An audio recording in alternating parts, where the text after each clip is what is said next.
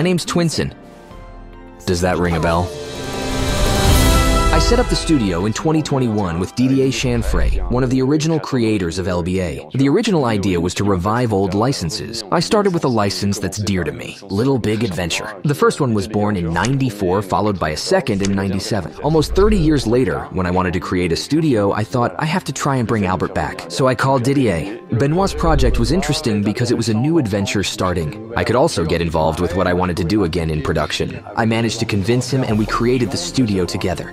My goal was to form a team that mixed original creators, die-hard fans, and people who didn't know the game. For us to have this mix of people to create a game that appeals to both fans and new players. Are we keeping the same scenario for the remake?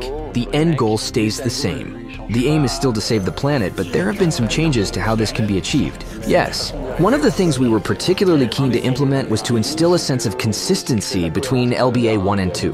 When we made the first one, we actually had no idea that there would be a second one.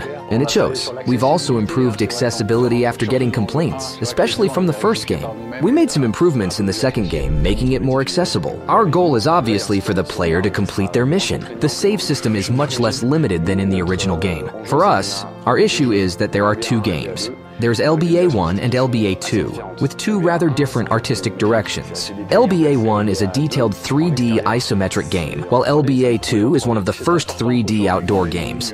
It's important for us to unify these two art styles. We then asked ourselves why LBA was so successful at the time. It worked because it was different. So it really brings us back to, why did they make those specific choices? The idea was to find a unique artistic direction, something we believe hasn't been seen before, at least not in video games. The artistic choice made with because it's fan art from the get-go. When we looked at what the community was doing, I noticed the fan art pages, which caught my eye for potentially tweaking the art style a bit differently. And Benoit also showed up one day with these same pages, and I said to him, yeah, let's try to reach out to him. And here we are. And we thought that there was, simultaneously, this dreamlike, poetic side to the original game, and this very modern, unique element that would appeal to the most people with the artistic choices that were made, so we already wanted to shake things up a bit. We realized it was already starting to look a little dated, but we also didn't want to go in the opposite direction. We wanted it to look fresh. Big Adventure was known for its different behavior modes where you could be normal, athletic, aggressive, or stealthy, so each time you played a little bit differently. Here, we decided to do away with this system in favor of a dynamic system, where you can walk, run, hit, and all that without actually changing your behavior. The core game design was based on this. We removed them, but not totally, more in the sense of contextualization. It makes a big difference, both in terms of gameplay and coding. We're looking to modernize things. And the third element is that we have a scene-based game which, at the time, gave the illusion that it was open world, while it was actually just cubes. This time we've tried to have and to really create this open world by trying to add something extra to the game through this continuous geography. And I think, in this respect, we've done a pretty good job. We opted for Unity because Sebastian Vianney, our lead programmer, worked on mobile porting a few years back and developed a little prototype that actually works to detect the level, so Twinsen can keep progressing.